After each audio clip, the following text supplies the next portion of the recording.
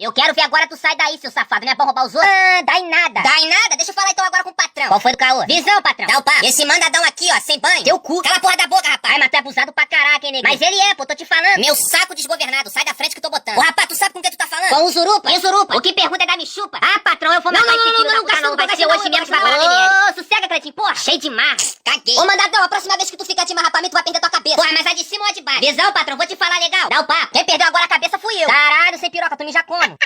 Ué, patrão, tu tá rindo ainda? Cleitinho, tu tá se emputecendo à toa. Papo. Ah, patrão, mas o cara tá na mancada. Tá nada, pô, pega a visão, tu é da onde? Pô, sou do Beco do Babu. Beco do Babu? Ainda, sou de lá mesmo. E onde é que fica esse beco? Patrão, cuidado. Pô, do lado do manguezal. E onde é que fica essa porra de manguezal? Patrão, cuidado. Pô, tu virou à esquerda. Aí depois foi pra direita. Seguiu reto. Aí tu chegou na principal. Aí tu chegou na principal, tu pega a estrada. E o próximo que falar, fudeu, vai tomar pirocada.